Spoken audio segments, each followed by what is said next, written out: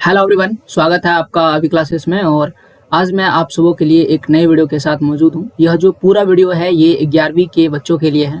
अगर आप 11वीं कक्षा में पढ़ रहे हैं और आपने आर्ट्स विषय का चयन किया है यानी कला विषय का चयन किया है तो ये पूरा का पूरा वीडियो जो है आपके लिए। तो 11वीं की परीक्षा पूरी तरह से होने वाली है और ये पूरा का पूरा जो वीडियो है वो जैक बोर्ड के बच्चों के लिए है। जैक बोर्ड की अभी परीक्षाएं होने वाली है और जैक बोर्ड की जो पूरी परीक्षा है उसे 2 टर्म में बांट दिया गया है, जिसमें से पहला जो टर्म है उसे हम टर्म 1 कहेंगे और ये पूरा जो टर्म है वो ऑब्जेक्टिव क्वेश्चन आंसर पर आधारित होगा। यानी इसमें आपसे केवल ऑब्जेक्टिव यानी वस्तुनिष्ठ या एमसीक्यू सवाल पूछा जाएगा। दूसरा जो है उसे द्वितीय यानी शाब्दिक परीक्षा जिसे हम टर्म 2 कहेंगे और इसमें आपसे सब्जेक्टिव सवाल पूछा जाएगा। अब ये सब्जेक्टिव सवाल किस प्रकार से रहेगा? सब्जेक्टिव सवालों में आपसे अति लघु उत्तरीय प्रश्न, लघु उत्तरीय प्रश्न और दीर्घ उत्तरीय प्रश्न जो है वो पूछा जाएगा। कुछ इस प्रकार से प्रश्न रहेगा जैसे कि इस चैप्टर से जो मैं चैप्टर आपको पढ़ा रहा हूँ ये यूरोप में माफ कीजिए रोमन साम्राज्य का है, जो तीनों महाद्वीप में फैला हुआ साम्राज्य समझाता है, यानी रोमन साम्राज्य की कहानी के विषय में बतलाता है। कुछ इस प्रकार से इसमें 2 अंक वाले प्रश्न यानी अति लघु उत्तरीय प्रश्न और कुछ इस प्रकार से लघु उत्तरीय प्रश्न और कुछ इस प्रकार से दीर्घ उत्तरीय प्रश्न बन सकते हैं। और हमारी परीक्षाएं पहले जो मैंने पहला वीडियो अपलोड किया था उसमें मैंने आपको बताया था कि हमारी परीक्षाएं जो है वो डेट आगे पीछे हो रहा है और अभी फिर से हमारी एक बात सामने आई है कि हमारी जो परीक्षा है वो 11वीं की परीक्षा 7 मई से शुरू होने वाली है। तो उम्मीद है कि आप न्यूज से जो है अपडेटेड होंगे और इस परीक्षा की तैयारी कर रहे होंगे। अभी मैंने जो पहला इसमें चैप्टर इस जो कह सकते हैं सिलेबस में डाला गया है लेखन कला और शहरी जीवन, वैसे हिस्ट्री किताब का दूसरा चैप्टर है, ये मैंने अपलोड कर दिया है। अगर आपने इन सभी वीडियोस को नहीं देखा है तो डिस्क्रिप्शन में पड़े हुए लिंक से जाके देख सकते हैं। और साथ ही साथ यहाँ पर आपको जो है क्या कहते हैं ऑब्जेक्टिव क्वेश्चन आंसर का भी वीडियो मैंने एक डाला हुआ है।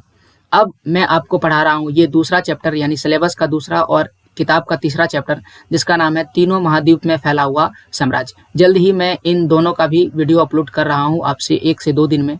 तो आप इस चैनल से जुड़िए, चैनल को सब्सक्राइब कीजिए, अपने दोस्तों के साथ इसे शेयर कीजिए ताकि आपके दोस्तों की जो इस विषय की तैयारी है वो बेहतर तरीके से हो सके। अभी जो मैं विषय पढ़ा रहा हूँ वो है इतिहास। आइए पढ़ते हैं। आपको समझा दिए कैसे कैसे हमारी परीक्षा की तैयारी हो रही है और कैसे कैसे सवाल पूछे जाएंगे। ये जो पूरा का पूरा चैप्टर है इसमें आपसे कैसा सवाल पूछा जाएगा, इसमें ऑब्जेक्टिव सवाल पूछा जाएगा। तो इसीलिए मैंने इसे इस तरह से तैयार किया है ताकि आप ऑब्जेक्टिव सवालों के जवाब दे सकें। स्वागत है आपका अभी क्लासेस में और मेरा नाम अजीत कुमार है और मैं इस पूरे वीडियो को आप सबों के लिए लेकर आया हूं। आप मुझे सोशल मीडिया जैसे कि इंस्टाग्राम, फेसबुक पर पर्सनल सवालों के लिए मुझे फॉलो कर सकते हैं और टेलीग्राम पर जुड़ सकते हैं आप मुझसे PDF प्राप्त करने के लिए। तो ज़्यादा से ज़्यादा कोशिश हम करते हैं कि आप ज़्यादा से ज़्यादा चीज़ें वीडियो के माध्यम से लिख लें। हालांकि आपसे कोई भी चीज़ अगर छूट जाता है तो वो आप टेलीग्राम से हमसे प्राप्त कर सकते हैं। आइए शुरू करते हैं। तीनों महाद्वीप में फैला हुआ साम्राज्य, और इस पूरे साम्राज्य को हम लोग एक शब्द में कहते हैं या 1-2 वाक्यों में हम या 2 शब्दों में से समझ जाएगा, उसे कहेंगे रोमन साम्राज्य। 2 शब्द में आ जाएगा, 1 शब्द में तो आएगा नहीं। रोमन साम्राज्य या रोमी साम्राज्य। तो रोम जो है वो इटली में मौजूद एक शहर है, आप याद रखिएगा इटली का वर्तमान में शहर है। और उसी क्षेत्र से यहाँ पर देख सकते हैं, यहाँ पर आपको रोम दिख रहा है और इसी से पूरे क्षेत्र पर शासन किया जाता था और इस पूरे क्षेत्र को ही हम कहते थे रोमन साम्राज्य। तो यहाँ पर देख सकते हैं ये स्पेन, आप देख सकते हैं तीन महाद्वीप क्यों कहता है, क्योंकि ये अगर हम यहाँ पर एक लकीर खींचते हैं तो ये बीच वाला जो आपको खाली भाग दिख रहा है यहाँ पर एक पानी है, समुद्र है और इस समुद्र का नाम है भूमध्य सागर। और भूमध्य सागर के ऊपर में जो महादेश है उस महादेश का नाम यूरोप है और भूमध्य सागर के नीचे जो महादेश है उस महादेश का नाम अफ्रीका है और भूमध्य सागर के इस और पूर्वी ओर, ये पूर्व दिशा है, इधर जो महादेश है उसका नाम एशिया महादेश है। तो इस प्रकार से यूरोप, अफ्रीका और एशिया 3 महादेश में ये जो पूरा साम्राज्य फैला हुआ है, इसीलिए हम इस पूरे साम्राज्य को 3 साम्राज्य में फैला हुआ, 3 महादेश में फैला हुआ साम्राज्य कहते हैं, जो स्पेन से लेकर के एशिया तक फैला हुआ है और इस और यूरोप से लेकर के अफ्रीका तक फैला हुआ है। और अफ्रीका की बात करें तो ये जो पूरा एरिया है इसे हम सहारा डेजर्ट या फिर हम इसे सहारा रेगिस्तान कहते हैं। तो पूरा रेगिस्तान तक इलाका तक फैला हुआ था। इसमें अलग अलग क्षेत्र जैसे कि स्पेन, ब्रिटेन, जर्मेनिया, जहाँ पर बाद में जर्मन जो देश बनते हैं, गॉल, फिर इल्तुर्कमुन, फिर यूनान और फिर एशियाई माइनर लिखा है, फिर मिस्र, ये सारे क्षेत्र आपको देखने को मिल जाते हैं। अब चूंकि ये जो पूरा साम्राज्य है ये बहुत ही बड़ा साम्राज्य था और ये लगभग 509 ईसा पूर्व से लेकर के 509 ईसा पूर्व से लेकर के 27 ईसा पूर्व तक तो ये पूरा गणतांत्रिक शासन रहा। और 27 ईसा पूर्व के बाद के शासन की अगर बात करें तो लगभग उधर 565 ईस्वी तक, उससे आगे के समय तक भी एक बहुत ही महत्वपूर्ण साम्राज्य के रूप में फैला हुआ रहा।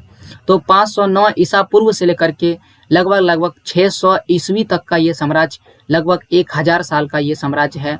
तो इस 1000 साल में बहुत सारे राजा आए होंगे और बहुत सारे राजा चले गए होंगे, लेकिन इनमें से कुछ महान जो राजा है वो इस प्रकार से हैं: ऑगस्टस, फिर टिबेरियस, ट्राजन, गैलिनस, फिर कॉन्स्टेंटाइन, फिर डायोक्लिनिस और फिर थियोडोसियस, और फिर लास्ट में आप देख सकते हैं जुस्टीनियन। तो ये कुछ महान शासक थे और इन महान शासक के विषय में भी हमें जानना जरूरी है। तो ये सारे जब आगे नाम आएंगे तो आप याद रखिएगा ये सभी नाम क्या है, किसी न किसी राजा से संबंध रख रहा है और किसी न किसी शासक से संबंध रख रहा है। अब अगर हम शासक की बात करें तो देख सकते हैं यहाँ पर ऑगस्टस लिखा हुआ है, फिर टिबेरियस लिखा है, ट्राजन लिखा है, जैसे कि आपको पहले ही दिखाती है, यहाँ पर त्रो भी हो सकता है, गेलिनस लिखा है, डायोक्लेटियन, यहाँ पर तालेब शो कर देते हैं तो डायोक्लेशियन हो जाएगा, ओके। फिर कॉन्स्टेंटाइन, थियोडोसियस, फिर जस्टिनाई या फिर जस्टिनियन भी इसे कहते हैं। इनका शासनकाल भी आप देख सकते हैं और ये शासनकाल 27 ईसा पूर्व से लेकर के 14 ईस्वी तक रहा।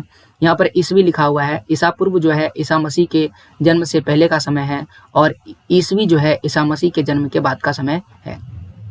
टिबेरियस का शासनकाल 14 ईस्वी से लेकर के 37 ईस्वी तक रहा, ओके, यहाँ पर 14 लिखा हुआ है, 37 ईस्वी तक रहेगा। उसी प्रकार से ट्राजन का शासनकाल या ट्राजन का शासनकाल की बात करें तो ये होगा 98 ईस्वी से लेकर के 117 ईस्वी तक रहेगा। गेलिनस का शासनकाल 253 ईस्वी से लेकर के 268 ईस्वी तक रहता है। फिर डायोक्लेनियस का शासनकाल 284 ईस्वी से लेकर के 305 ईस्वी तक रहता है। कॉन्स्टेंटाइन की बात करें तो 312 ईस्वी से लेकर के 337 ईस्वी तक रहता है। थियोडोसियस की बात करें तो 408 ईस्वी से लेकर के 405 ईस्वी तक रहता है। जस्टिनियन या जस्टिनाइन का बात करें तो 527 ईस्वी से लेकर के 565 ईस्वी तक रहता है। ये कुछ प्रमुख या मुख्य शासक थे, आप इसे राजा भी कह सकते हैं क्योंकि शासक ही उस समय राजा ही क्या करते थे, शासन करते थे। तो ऐसा आप समझिए रोमन साम्राज्य के ये बहुत ही महान या प्रमुख राजा थे। अब आइए रोमन साम्राज्य से जुड़े हुए एक एक महत्वपूर्ण बिंदुओं पर चर्चा करते हैं। सबसे पहला रोम साम्राज्य या रोमन साम्राज्य, ये है क्या? तो ये अधिकांश आज जो है यूरोप का जो पश्चिम यूरोप की बात करें या फिर पश्चिमी एशिया की बात करें और उत्तरी अफ्रीका की बात करें तो इन हिस्सों में यह शामिल था। जैसा कि मैंने आपको बता दिया था, सॉरी थोड़ा सा ये आगे पीछे हो गया है। तो जैसा कि मैंने आपको बताया कि यूरोप की अगर बात करें तो यहाँ पर आप देख सकते हैं, यहाँ पर रोमन साम्राज्य का मैप है और इस बीच लाइन खींच दिया जाए तो ऊपर वाला जो इलाका है वो यूरोप है। लेकिन ये पूरा का पूरा यूरोप अगर देख सकते हैं ये यूरोप में ही नहीं फैला था, बल्कि इनके दूसरे इलाके की अगर हम बात करें तो आप देख सकते हैं ये जो पूरा क्षेत्र है ये अफ्रीका का क्षेत्र है। लेकिन अफ्रीका जो है बहुत बड़ा महादेश है, इसका केवल उत्तरी भाग में ही ये फैला हुआ था और पश्चिमी एशिया में फैला हुआ था। तो इस प्रकार से यहाँ पर वही लिखा हुआ है, यूरोप, पश्चिमी एशिया और उत्तरी अफ्रीका के क्षेत्र में कौन सा साम्राज्य था? रोमन साम्राज्य फैला हुआ था। अब आइए दूसरा पॉइंट पढ़ते हैं, स्रोत का मतलब होता है जानकारी हमें कहाँ से मिलता है, यानी कि रोमन साम्राज्य की जानकारी हमें किन किन चीज़ों से प्राप्त होता है। तो रोमन साम्राज्य की जानकारी यहाँ पर बहुत सारी चीज़ें, पठन सामग्री यानी पढ़ने लिखने की चीज़ें, उस समय लिखने की कला विकसित हो चुकी थी।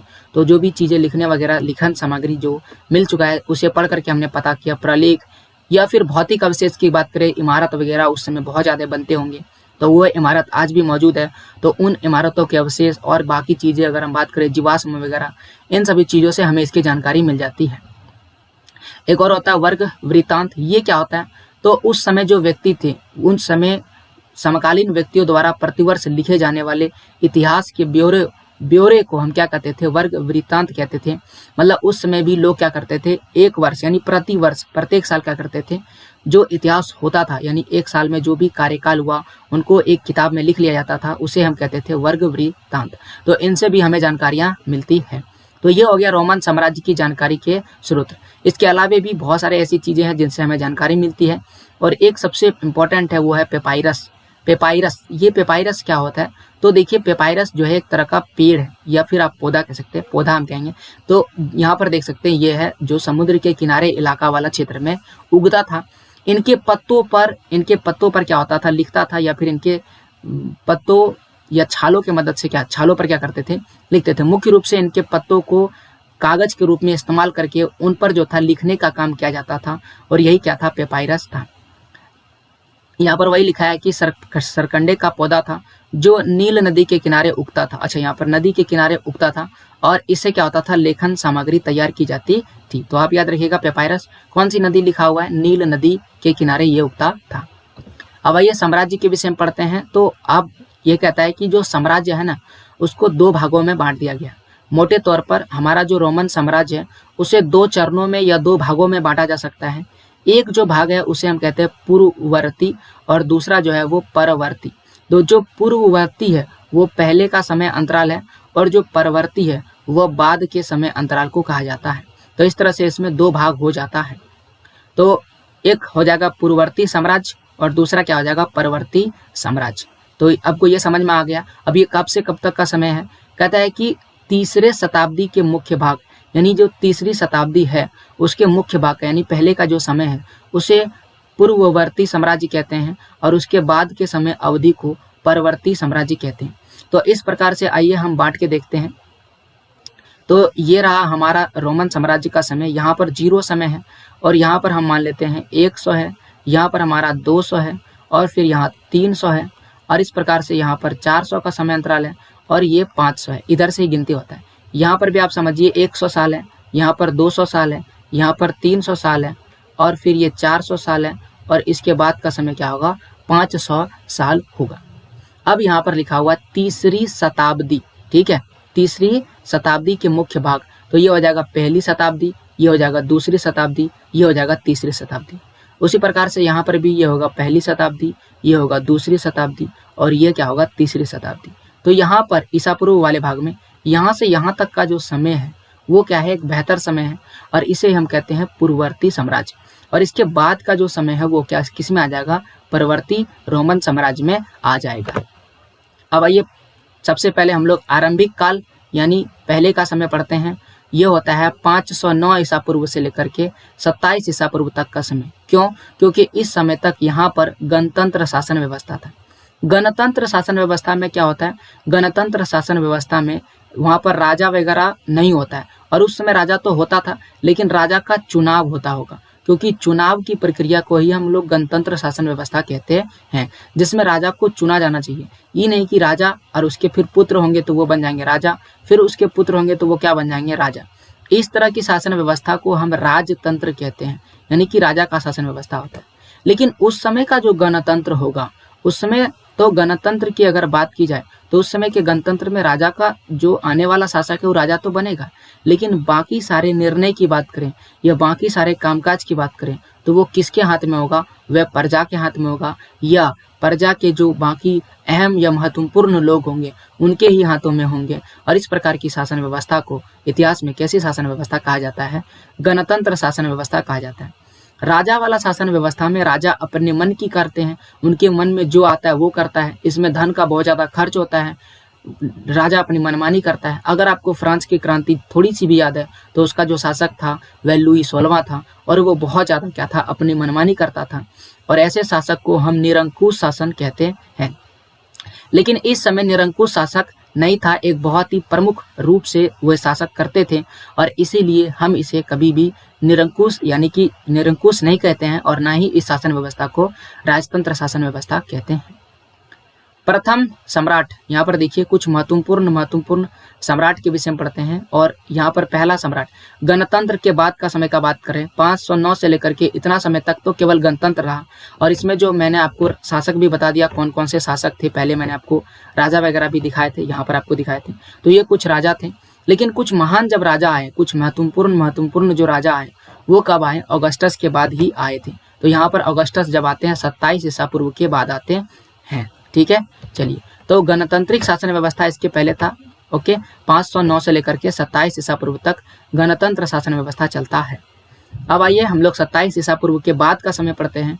27 ईसा पूर्व में ऑगस्टस जो है वो गणतंत्र शासन व्यवस्था का तख्ता पलट कर दिया। यानी ऑगस्टस वह पहला राजा है जिसने गणतंत्र व्यवस्था को खत्म कर दिया। तख्ता पलट करने का मतलब उसे पूरी तरह से खत्म कर देना, और वहां पर वह स्वयं क्या बन गया, सम्राट बन गया। सम्राट का मतलब होता है वो राजा बन गया, और उसने खुद को बोला प्रिंसिपेट। प्रिंसिपेट का मतलब सम्राट, राजा होता है, और इसका मतलब होता है प्रधान शासक, यानी कि इससे बड़ा कोई नहीं हो सकता है। और इसीलिए उन्होंने खुद को क्या कहा, प्रिंसिपेट कहा। किसने कहा, सम्राट ने, और सम्राट का नाम क्या है, ऑगस्टस। और इसने कौन सी शासन व्यवस्था शुरू कर दी, इन्होंने गणतंत्र शासन व्यवस्था को खत्म करके राजतांत्रिक शासन व्यवस्था शुरू कर दी। लेकिन उतना ज़्यादा ये निरंकुश नहीं थे, यानी उतना खराब भी नहीं था। यहाँ पर आप उनका फोटो देख सकते हैं, ये है ऑगस्टस। अब आइए, रोमन साम्राज्य में जब ये सारी चीजें हो रहा था तो रोमन साम्राज्य चल कैसे रहा था। तो कहता है कि रोमन साम्राज्य को चलाने के लिए 3 प्रमुख जो है महत्वपूर्ण थे, और इसे ही रोमन साम्राज्य के 3 प्रमुख खिलाड़ी के नाम से जानते हैं। पहला जो होगा वो होगा सम्राट। सम्राट का मतलब आप सभी जानते हैं, राजा, यानी कि राजा क्या होगा, हेड होगा। इसके बाद के जो वर्ग होंगे उसे कहेंगे अभिजात वर्ग। वैसे अभिजात वर्ग के लिए हमारी किताब में कुछ ऐसा लिखा गया कि जो उस समाज से अलग हो। ऐसा आप समझिए कि राजा से जुड़े हुए लोगों से जो अलग हो जाता है उसे इतिहास में क्या कहा गया है, अभिजात वर्ग कहा गया है। और जो तीसरा सबसे इंपॉर्टेंट है वह है सेना। और सम्राट, अभिजात वर्ग और सेना, इन्हीं तीनों को रोमन साम्राज्य में इतिहास के 3 प्रमुख खिलाड़ी के रूप में माना गया है। अब शासन व्यवस्था को बेहतर तरीके से चलाने के लिए, चूंकि रोमन साम्राज्य एक बहुत बड़ा साम्राज्य था, उसे बेहतर तरीके से चलाने के लिए उसने प्रांतों में बांट दिया, प्रांतों की स्थापना कर दिया। प्रांतों का स्थापना करने का मतलब जो राज्य है, जो पूरा साम्राज्य है, उसे अलग अलग छोटे छोटे टुकड़ों में बांट दिया, ताकि उसमें क्या किया जाए, शासन व्यवस्था किया जा सके। जैसे कि हमारे प्रिय देश भारत में क्या है, हमारे देश में देश को राज्यों में बांटा गया, उसी प्रकार से यहाँ पर प्रांतों की स्थापना किया गया था। अब रोमन साम्राज्य में एक और चीजें मिलता है, वह है सार्वजनिक स्नानागृह। तो सार्वजनिक का मतलब होता है सभी के लिए, और स्नानागृह का मतलब होता है नहाने के लिए घर। अब आइए थोड़ी गणतंत्र के विषय में जानते हैं कि गणतंत्र शासन व्यवस्था यहाँ पर कैसे चलता होगा। इस साम्राज्य में गणतंत्र को इंग्लिश में रिपब्लिक कहते हैं, एक ऐसी शासन व्यवस्था थी जिसमें वास्तविक सत्ता, मतलब पूरा का पूरा पावर जो है वो सेनेट नामक निकाय या संस्था में निहित थी। यानी ये क्या होता है, वास्तविक सत्ता क्या होता है, आइए बताते हैं। हमारे देश में प्रधानमंत्री है, और प्रधानमंत्री से भी ज्यादा पावर किनके पास है, राष्ट्रपति के पास है, राष्ट्रपति। लेकिन आपने कभी राष्ट्रपति के किसी भी कार्यों में ज्यादा नाम नहीं सुनते हैं। क्यों? क्योंकि राष्ट्रपति के पास पावर तो है, लेकिन जो वास्तविक सत्ता है, पूरी तरह से कार्य करने का काम किनके हाथ में है, केवल और केवल प्रधानमंत्री के हाथ में। तो इस तरह से राष्ट्रपति तो पावर में है, राष्ट्रपति तो सबसे बड़ा है, भारत का सबसे पहला नागरिक है, भारत में सबसे ज्यादा पावर इनके पास है। लेकिन वास्तविक सत्ता किनके पास है, प्रधानमंत्री के पास। उसी प्रकार से जो गणतंत्र शासन व्यवस्था इतिहास में था, उसमें राजा तो होता था, लेकिन राजा के पास उतना ज्यादा पावर नहीं होता था। जो वास्तविक सत्ता, यानी कि सच में किसी के पास पावर है, तो वहां पर एक संस्था होती थी, वहां पर एक ग्रुप होता था, एक निकाय होता था, उसे सेनेट कहा जाता था, सेनेट के पास होता था। सेनेट कौन है, सेनेट आखिरकार है कौन, धनवान परिवार, मतलब जिनके पास अधिक पैसे हैं, उन्हीं परिवार के लोग क्या बनते थे, सेनेट के सदस्य बनते थे। साथ ही साथ छोटे से समूह का एक बोलबाला रहता था, यानी वही धनवान परिवार, यानी जिनके पास अधिक पैसा है, उन्हीं परिवार का एक छोटा सा समूह होता था। यानी ढेर सारे अमीर लोग जब मिल जाते थे तो एक छोटा सा समूह बन जाता था। उसी समूह को या उसी ग्रुप को हम लोग क्या कहते थे, सेनेट कहते थे। और इसे ही इतिहास में अभिजात कहा जा सकता है। क्यों कहा जा सकता है अभिजात? क्योंकि इसका संबंध राजा से नहीं है, हालांकि ये थोड़े अमीर है, इनके पास थोड़े अधिक पैसा है, इसीलिए इसमें ये शामिल हो गए, लेकिन एक्चुअल में ये राजा से संबंध नहीं रखता है। तो जो राजा से संबंध नहीं रखता, जो अलग है, उसे क्या कहते हैं, अभिजात कहते हैं। अब ऐसे कल्पना कीजिए कि आप अब सभी स्कूल के बच्चे, आप स्कूल में किसी स्कूल में पढ़ते हैं या कॉलेज में, आपकी स्कूल में मान लेते हैं 300 बच्चे हैं, तो ये 300 बच्चे क्या हो गए, आपके अपने स्कूल के हो गए। और मान लेते हैं कि 20 बच्चे किसी दूसरे स्कूल से आपके स्कूल में खेलने के लिए आए हैं, तो ये जो दूसरा है 20 आपके स्कूल से संबंध नहीं रखता है, ये बाहर से आए हुए हैं। ऐसे ही लोग, यानी कि जिसका संबंध उस साम्राज्य से नहीं है, यानी कि उससे है लेकिन उस तरह से नहीं है। आप उनके दोस्त हो सकते हैं, इन जो 20 बच्चे बाहर से आए हैं उनके साथ खेल सकते हैं, लेकिन वो आपसे उतना बेहतर संबंध नहीं बना सकता है। तो इसे ही क्या कहा गया, अभिजात कहा गया इतिहास में। व्यवहारिक तौर पर अगर कहा जाए तो गणतंत्र जो है अभिजात वर्ग की सरकार का शासन सेनेट नामक संस्था, जैसे कि बता चुके हैं सेनेट क्या है, संस्था के माध्यम से चलता था। 500-900 ईसा पूर्व से लेकर के 27 ईसा पूर्व तक चला, लेकिन 27 ईसा पूर्व में यहाँ पर नाम ध्यान दीजिएगा, जूलियस सीजर के दत्तक पुत्र तथा उत्तराधिकारी ऑक्टेवियन, तो यहाँ पर नाम देखिएगा ऑक्टेवियन, ऑगस्टस का ही नाम है ऑक्टेवियन। ऑक्टेवियन उसका ओरिजिनल नाम है, ऑगस्टस उसका क्या है, उपाधि है। तो ये आप याद रखिएगा। पहले मैं आपको क्लियर कर देता हूँ, यहाँ पर 2-3 शब्द लिखा है। देखिए 27 ईसा पूर्व में जो राजा है वो कौन है, जूलियस सीजर है। ओके ना, जूलियस कौन है, सीजर है। अब इनके दत्तक पुत्र, यानी कि इसके जो दत्तक पुत्र का मतलब होता है गोद लिया हुआ पुत्र, यानी जो इन्होंने इसको जन्म नहीं दिया था, इनके दत्तक पुत्र है। तथा उत्तराधिकारी, यानी कि उत्तराधिकारी, दोनों दत्तक पुत्र और क्या होगा, उत्तराधिकारी ऑक्टेवियन ने उसका तख्ता पलट कर दिया, यानी कि उसको हटा दिया, सत्ता से हाथ धो ली और ऑगस्टस नाम से रोमन साम्राज्य बना बैठा।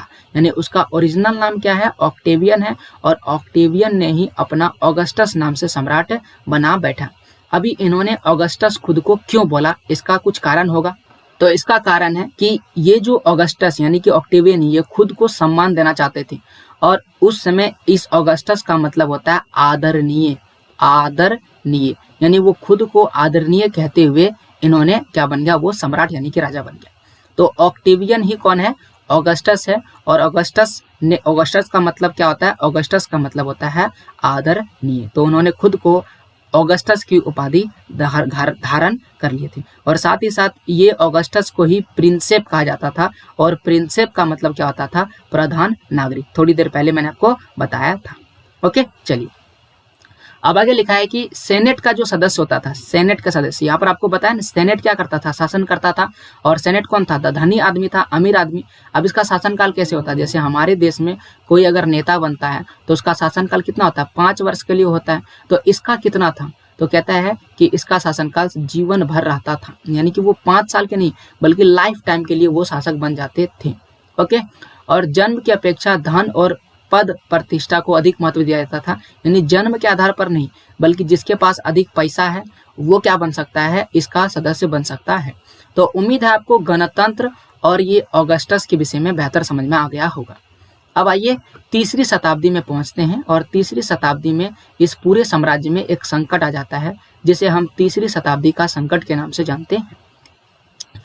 जो प्रथम शताब्दी है और जो द्वितीय शताब्दियां हैं, ये बहुत ही शांति, समृद्धि और आर्थिक विस्तार करता है, यानी बहुत ही शांति के साथ रहता है, बहुत ही समृद्धि के साथ रहता है, इसमें कोई दिक्कत नहीं होता। यहाँ पर कौन सी प्रथम और द्वितीय शताब्दी की बात की जा रही है, जैसा कि मैंने आपको बता दिया, 509 ईसा पूर्व से लेकर के 27 ईसा पूर्व तक का जो समय है, ओके, 27 ईसा पूर्व तक का जो समय है वो क्या है, यहाँ से यहाँ तक राजतंत्र है।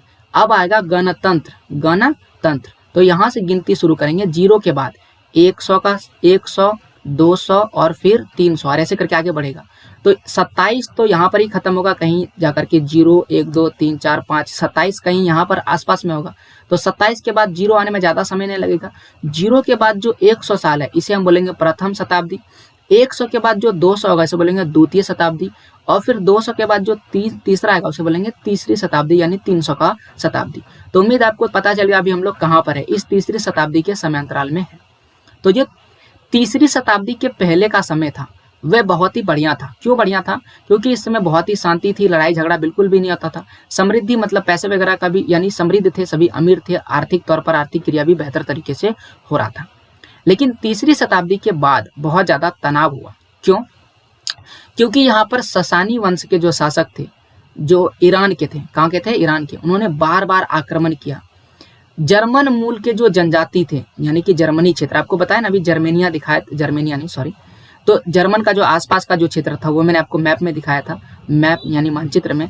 तो वहाँ के जो जनजाति थे जिनको फ्रैंक, एलमनाई और गोथ कहा जाता था, ये कहाँ के जनजाति थे, जर्मन के थे। उन्होंने भी रोमन साम्राज्य में हमला किया। ना इन्होंने हमला किया, बल्कि इन्होंने बहुत बड़े क्षेत्र पर क्या कर लिया, कब्जा भी कर लिया, जिससे रोमन साम्राज्य में क्या आ गई, अस्थिरता। अस्थिरता का मतलब यहाँ पर बहुत ही सारी चीजें ऋण भिन्न हो गई। यानी यहाँ पर लगभग कहा जाता है 47 वर्षों में इतना ज्यादा युद्ध, इतना ज्यादा कह सकते हैं अस्थिरता हुआ, 25 सम्राट जो है बदल गए, 25 सम्राट बदल गए। 47 साल में 25 बार राजा आए और 25 बार राजा बदल गए, और इसीलिए इस समय को हम तीसरी शताब्दी का संकट कहते हैं। यानी ये बहुत बड़ा समय था जिसमें युद्ध हुए और बहुत बड़े बड़े क्षेत्र को जीता गया, हराया गया। आप इस मदद से समझ सकते हैं कि किधर से कौन सारी चीजें युद्ध हो रहा था। जैसे कि आप देख सकते हैं यहाँ पर सर्कल की मदद से, एरो की मदद से कौन किस पर हमला कर रहा था। ये जो क्षेत्र आप देख रहे हैं लकीर के माध्यम से अलग अलग क्षेत्रों में आए, उन्होंने हमला करना शुरू कर दिया। एक और आपको बताए थे पर्सियन, जो अब पर्सियन ने बताए थे ससनी, ठीक है। तो ये जो शासक है यहीं पर है, ओके, जैसे पर्सियन एम्पायर कहते हैं अंग्रेजी में। तो आगे ये भी आपको हमें काम देगा। इसके बाद ये पूरा साम्राज्य जो है अलग अलग शासकों में बट गया, अलग अलग क्षेत्रों में, जैसे आपको बताए थे अलग अलग प्रांतों में बांट दिया गया था। तो प्रांत में बांटने से क्या होता था, शासन व्यवस्था बढ़िया होता था। तो ये कहानी थी यहाँ की। अब आइए हम लोग देखते हैं कि यहाँ पर बाकी चीजें कैसी थी। क्या यहाँ पर लिंग यानी कि स्त्री और पुरुष के आधार पर भेदभाव किया जाता था, साक्षरता का स्तर कैसा था, कितने लोग पढ़े लिखे थे, और यहाँ की संस्कृति कैसी थी। सबसे पहले तो यहाँ पर जो पारिवारिक व्यवस्था की बात करें तो एकल परिवार का समाज का चलन था। एकल परिवार का मतलब होता है एक परिवार, और एकल परिवार में कौन होता है, माता होते हैं, पिता होते हैं, और साथ ही साथ उनके बच्चे होते हैं, बस। और जो संयुक्त परिवार होता है उसमें माता पिता, बच्चे, चाचा चाची, दादा दादी सब साथ में रहते हैं, ओके। तो उसे हम एकल परिवार नहीं बल्कि संयुक्त परिवार कहते हैं। लेकिन यहाँ संयुक्त परिवार का प्रचलन नहीं था, यहाँ पर एकल परिवार का प्रचलन था। महिलाओं की अगर स्थिति की बात करें तो महिलाओं की स्थिति बहुत ही अच्छी थी। उनके पास भी संपत्ति था, वो संपत्ति के स्वामित्व थे, स्वामित्व का मतलब मालिक थे, उनके पास भी कुछ संपत्ति थे। अगर हम संचालन की बात करें, कानून अधिकार वगैरह, उनमें भी इनको कुछ अधिकार दे दिया गया था। साक्षरता की बात करें तो साक्षरता उतनी बेहतर नहीं थी, यहाँ पर काम चलाऊ साक्षरता होता था।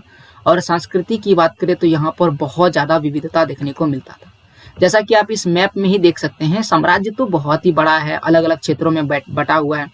कुछ यूरोप में है, कुछ अफ्रीका में है, कुछ एशिया में है। तो जब बहुत बड़े साम्राज्य में फैला हुआ है तो इसका जो विविधता है, यानी अंतर लोगों में, समाज में, संस्कृति में बहुत ज्यादा अंतर देखने को मिलेगा ही मिलेगा। यानी यहाँ की संस्कृति में बहुत ज्यादा विविधता देखने को मिलता था।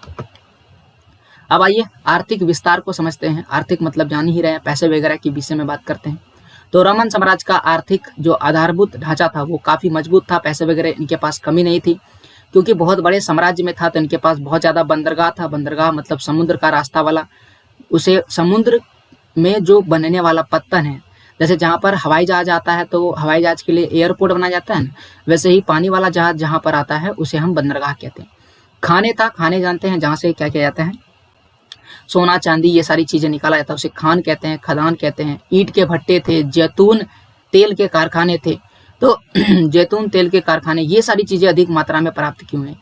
असाधारण उर्वरता, असाधारण उर्वरता का मतलब यानी खेती के लिए बहुत ही अच्छी जमीन थी, यानी उर्वरता की कोई कमी नहीं थी। तो इस क्षेत्र के चलते ही इन्हें बहुत ज्यादा फायदा हुआ। सुगठित वाणिज्य व बैंकिंग व्यवस्था तथा धन का व्यापक रूप, यानी वाणिज्यिक व्यवस्था। वाणिज्य क्या होता है, वाणिज्य का मतलब होता है धन प्राप्ति के उद्देश्य से वस्तुओं का क्रय विक्रय करना, क्या कहलाता है, व्यापार करना। और साथ ही साथ व्यापार के लिए जो भी चीजें जरूरत है, जैसे पैसा जरूरत है, बैंक जरूरत है, यातायात जरूरत है, तभी तो आप बिजनेस कर पाएंगे। तो इसी चीज को वाणिज्य कहते हैं। और साथ ही साथ वहां पर बैंकिंग व्यवस्था भी बहुत बेहतर था, यानी पैसे वगैरह की कोई कमी नहीं थी। अब एक और चीज लिखा हुआ है, तरल पदार्थों की ढुलाई। तरल पदार्थ जानते ही है हम लोग, पीने योग्य पदार्थ को, यानी जो पानी जैसा रहता है उसे हम तरल कहते हैं। वैसे विज्ञान में क्या कहता है, गैस और जो द्रव्य होता है, ठीक है, सॉरी हाँ ठीक है, ठोस, द्रव्य और गैस, तीन तरह की अवस्था होती है, ठोस, द्रव्य और गैस। तो इसमें से गैस और जो द्रव होता है उनको मिला करके क्या कहा जाता है, तरल कहा जाता है, ठीक है, याद रखिएगा। वैसे यहाँ पर हम केवल द्रव्य की बात करें, यानी पानी जैसा जो भी चीज है उसे हम क्या कहेंगे, तरल पदार्थ। तो तरल पदार्थ की अगर ढुलाई की जाए, यानी उसे एक स्थान से दूसरे स्थान पर ले जाया जाए, तो उसे कंटेनरों में लिया जाता था। अब कंटेनर, आज का कंटेनर अगर बात करें तो जो शिप जहाज है उसमें तो ट्रक का जो पीछे वाला देखे है ना ट्रक, तो ट्रक के पीछे जो डाला रहता है उसके उतना बड़ा बड़ा कंटेनर होता है, बहुत बड़ा बड़ा कंटेनर होता है। लेकिन उस समय तो ये सारी चीजें थी ही नहीं, तो ये हम कैसे कह सकते हैं कि कंटेनर में ले आता था? तो उस समय जो कंटेनर था ना उसे एम्फोरा कहा जाता था। अब ये एम्फोरा है क्या? तो यहाँ पर आप फोटो में देख सकते हैं, ये है एम्फोरा, ठीक है। और इसी प्रकार की आकृति यहाँ पर आप देख सकते हैं, ये है एम्फोरा। तो ये कुछ छोटा भी है और कुछ बड़ा भी होता था, और इसी में क्या कहता था, इसकी ढुलाई की जाती थी तरल पदार्थों। अब स्पेन में उत्पादित जैतून का तेल, तो जैतून का तेल के विषय में, इसे ढुलाई करने के लिए इसी तरह के कंटेनरों का इस्तेमाल किया जाता था, लेकिन उस कंटेनर को हम लोग ड्रेसल 20 कहते थे। तो ड्रेसल 20 कुछ नहीं है बल्कि ये जो एम्फोरा वाला ही आपको दिख रहा है, एम्फोरा जैसा कंटेनर ही है, लेकिन इसका आकार थोड़ा सा क्या होगा, बड़ा होगा, क्योंकि इसमें दूर दूर तक सामानों को लाना ले जाना होगा, और इसे ही हम क्या कहेंगे हैं, ड्रेसल 20। अब आइए श्रमिकों पर नियंत्रण, यानी यहाँ पर जो श्रमिक था यानी मजदूर था, उसमें किस प्रकार से नियंत्रण किया जाता था। तो यहाँ पर बहुत ही बड़े पैमाने पर दासता, यानी कि दासता की मजबूत जड़ें थी। दासता का मतलब होता है दास, यानी कि दास को आप ऐसा समझिए नौकर, ठीक है, लेकिन एक ऐसा नौकर जिसे आपको पैसे देने की जरूरत नहीं है, वो आपके लिए हमेशा हमेशा काम करेगा, सिर्फ आप उसे भोजन देते हैं, और वो भी सही तरीके से भोजन नहीं देते हैं, बचा खुचा भोजन, और बहुत ज़्यादा उसे परेशान करते हैं, प्रताड़ित करते हैं। जैसा कि आप इन फोटो की मदद से आप देख सकते हैं, कठिन कठिन कार्य और बहुत सारे ऐसे जो कार्य होते थे जो ना करने के भी होते थे, वे सारे कार्य भी दासों से करवाए जाते थे। तो एक बहुत ही खराब व्यवस्था था, दासों के साथ बहुत ही क्रूरतापूर्ण व्यवहार का मतलब खराब व्यवहार किया जाता था। और साथ ही साथ एक और चीज लिखा है कि दासों को पूंजी निवेश का दर्जा था, यानी कि वो पूंजी निवेश कर सकते थे। अगर उनके पास थोड़ी सी भी धन संपत्ति अधिक है तो वो कहीं पर भी पैसे को निवेश कर सकते हैं। और एक और यहाँ लिखा हुआ है कि इटली में 75 लाख की आबादी थी, और इस 75 लाख की आबादी में केवल 30 लाख क्या था, वहां पर केवल और केवल दास थे। तो आप ऐसा समझिए कि 40 लाख क्या होंगे, लोग होंगे। अब 75 लाख में जो 45 होगा, तो 45 लाख जो लोग होंगे वो क्या होंगे, सामान्य जनता होंगे, और बाकी जो 30 लाख बच जाता है वो क्या है, केवल दास ही दास होगा। ग्रामीण समाज की अगर बात करें तो ग्रामीण समाज ऋणग्रस्त था। ऋणग्रस्त का मतलब होता है पूरी तरह से वो कर्ज में डूबा हुआ था, उनके पास ज्यादा बेहतर सुविधाएं नहीं थी, जबकि शहरी जीवन बहुत ही बेहतर था। अब आइए समाज के विषय में देखते हैं कि समाज कैसा था, सामाजिक श्रेणियां किस प्रकार से थी। तो प्रारंभिक राज्य की अगर बात करें तो उसमें सेनेटर्स होते थे, जैसे कि आपको बता चुके हैं, अश्वरोही, जनता का, सामान्य वर्ग, फुहड़, ये सारी चीज होते थे। इसके बाद इनके बाद आता था निम्न वर्ग, और फिर कौन आते थे, दास आते थे। अच्छा, कभी कभी ये जो अश्वरोही है ना, तो अश्वरोही को क्या कहते हैं, ऐसे घोड़ा चलाने वाला मान लेते हैं। तो अश्व का मतलब होता है घोड़ा, लेकिन यहाँ पर अश्वरोही को शासक का ही एक प्रमुख वर्ग माना गया था, जो थोड़े धन संपत्ति के मामले में आगे थे, याद रखिएगा। परवर्ती काल, यानी कि ये पहले था शुरुआत में, फिर बाद में। परवर्ती काल मतलब बाद में समाज में क्या आ गया, पहले ये सब था, सेनेटर, अश्वरोही, जनता, सम्मानित वर्ग, फुहड़, निम्नतर वर्ग, और फिर दास। ये पहले था। पहले का मतलब ये 509 से लेकर के 27 ईसा पूर्व तक होगा। 27 से बाद का जो समय है उसे हम परवर्ती काल यानी बाद का समय कहते हैं। इसमें ये सब चीज खत्म कर दिया गया और एक नया व्यवस्था लाया गया, और इस नए व्यवस्था में अभिजात वर्ग रखा गया, जैसा कि मैंने आपको बता दिया, फिर इसमें मध्य वर्ग रखा गया, और फिर तीसरा रखा गया निम्न वर्ग। इस समय बहुत ज्यादा भ्रष्टाचार होता था, और भ्रष्टाचार के साथ साथ इस समय लूट खरोट भी बहुत ज्यादा होता था। प्रत्येक स्थिति में चाहे सत्ता का शासन कोई भी व्यवस्था का चल रहा हो, लेकिन जो राजा होता था यानी कि जो सम्राट होता था वो सबसे टॉप पर रहता था। उसके बाद आता था सेनेटर्स यानी सेनेट्स आते थे, फिर इसके बाद अश्वरोही, इसके लिए इंग्लिश यहाँ पर शब्द लिखा गया इक्वेस्ट्रियन, ओके। और फिर प्लेबियंस यानी कि इसके बाद का अभिजात वर्ग वगैरह आ गया, फिर निम्न वर्ग आ गया, फिर लास्ट में कौन आ गया, दास। तो इस प्रकार से आप इस से समझ सकते हैं कि प्रत्येक स्थिति में सबसे ऊपर में कौन रहता था, राजा ही रहते थे। अब आता है साम्राज्य का परवर्ती काल। अभी तक हम लोग पूर्ववर्ती काल पढ़ रहे थे, अब हम लोग पढ़ते हैं परवर्ती यानी बाद के समय। रोमवासी बहुदेववादी थे, यानी कि वो बहुत सारे देवी देवताओं में मानते थे। जैसे हमारे भारत में भी हिंदू धर्म जो है उसमें क्या होता है, बहुत सारे देवी देवताओं को माना जाता है, जैसे विष्णु जी, ब्रह्मा जी, महादेव जी, गणेश जी, या इनके अलावे इनके पुत्र या इनके रूप या फिर इनके जो अवतार हैं, जैसे विष्णु जी का अवतार माने कृष्ण जी, राम जी। तो ये सारे क्या है, ये हमारे बहुदेववादी को मानते थे, तो उन लोग भी बहुदेववादी थे। यहाँ पर एक और लिखा हुआ है कि कौन कौन से देवा, जैसे कि जुपिटर, जूनो, मिनार्व, मॉर्स, ये क्या उनके प्रमुख देवी देवता थे जिनकी वो पूजा किया करते थे। यहाँ पर यहूदी धर्म की बात करें तो रोमन साम्राज्य का एक बहुत ही बड़ा धर्म था, अन्य बड़ा धर्म था। सन 332, ठीक है, 332 में सम्राट कॉन्स्टेंटाइन द्वारा ईसाई धर्म को राज धर्म बनाने का निर्णय लिया गया। यानी कि बहुत सारे धर्म था, लेकिन उसमें से जो सबसे बेस्ट धर्म उनको लगा वो कौन सा लगा? ईसाई धर्म। और उन्होंने इसे क्या बना दिया? ईसाई धर्म को राज धर्म बना दिया। राज धर्म, अगर कोई भी धर्म बन जाता है तो उसको मानना, उसका पालन करना, उसका प्रसार करना, उसका प्रचार करना ज्यादा होता है और उस पर कुछ विशेष ध्यान दिया जाता है। आगे है सम्राट। एक और यहाँ पर सम्राट आपको पहले ही दिखा चुके हैं, तो अलग अलग नाम यहाँ पर आएगा, तो आप याद रखिएगा क्योंकि ये इतिहास का रोमन साम्राज्य जो यूरोप, अफ्रीका और पश्चिमी एशिया में फैला हुआ है, तो थोड़ा नाम आपको डिफिकल्ट आएगा ही। तो यहाँ पर लिखा हुआ डायोक्लीसियन, ओके, डायोक्लीसियन द्वारा सीमाओं पर किले बनवाए गए। यानी कि जो सीमा होता है, सीमा का मतलब होता है राज्य के बाहर का क्षेत्र। जैसे यहाँ पर मकान है तो इसके बाद बाउंड्री, सीमा को बाउंड्री कहते हैं, तो वहां पर किले बनवा दिया गया। साम्राज्य के पश्चिमी भाग की अगर बात करें तो जो रोमन साम्राज्य है उसका पश्चिमी भाग किधर होगा? पश्चिमी भाग होगा ईस्ट, और ऊपर होगा उत्तर, नीचे होगा दक्षिण और इस होगा पश्चिम। तो ये जो पश्चिमी भाग है, पश्चिमी भाग में उत्तर से आने वाले समूह, यानी कि जो पश्चिम है वहां पर उत्तर से कुछ लोग आते होंगे। उत्तर से आने वाले समूह कौन सा है? गौथ, फिर बेंडल और फिर लैम्बार्ड आदि ने बड़े प्रांतों पर कब्जा करके रोमोत्तर राज्य स्थापित कर लिया। यानी इन्होंने क्या कर दिया? ये उत्तर में रहते थे लेकिन ये इधर आ गए पश्चिम में, और उन्होंने इस पर कब्जा करके एक बड़े साम्राज्य को हथिया लिया। प्रांतों का पुनर्गठन किया गया। प्रांतों का पुनर्गठन करके इस तरह से कई राज्यों में इसे बांट दिया गया। पहले पूरा का पूरा रोमन साम्राज्य था, फिर इसे अलग अलग क्षेत्रों में क्या कर दिया गया? बांट दिया गया। सैनिक और असैनिक कार्य को अलग कर दिया गया। किसने क्या था? ये राजा नाम याद रखिएगा, डायोक्लीसियंस। यानी इन्होंने सैनिक और असैनिक कार्य, पहले जो सेनेटर होते हैं ना, सेनेटर, इनको यानी कि जो ऐसा आप समझिए संसद, हमारे देश में संसद होता है ना, उसी प्रकार से वहां पर कुछ ऐसा संसद जैसा होता होगा। तो इनका कार्य क्या था? इनका कार्य था सैनिक का कार्य भी संभालना और असैनिक कार्य मतलब नियम कानून ये सारा चीज भी बनाना। बट अब इसको अलग कर दिया गया। सैनिक कार्य जो है अलग से देखा जाएगा और असैनिक कार्य यानी कि नियम कानून बनाने वाला कार्य, दोनों को क्या कर दिया गया? अलग कर दिया गया। इस्लाम का विस्तार किया गया। प्राचीन विश्व इतिहास में सबसे बड़ी राजनीतिक क्रांति आई गई और इसमें इस्लाम धर्म का क्या किया गया? विस्तार किया गया। अब कुछ शब्द हमारे पास आते हैं, इन शब्दों का अर्थ हम लोग पढ़ लेते हैं। सबसे पहले ऋतु प्रवास क्या होता है?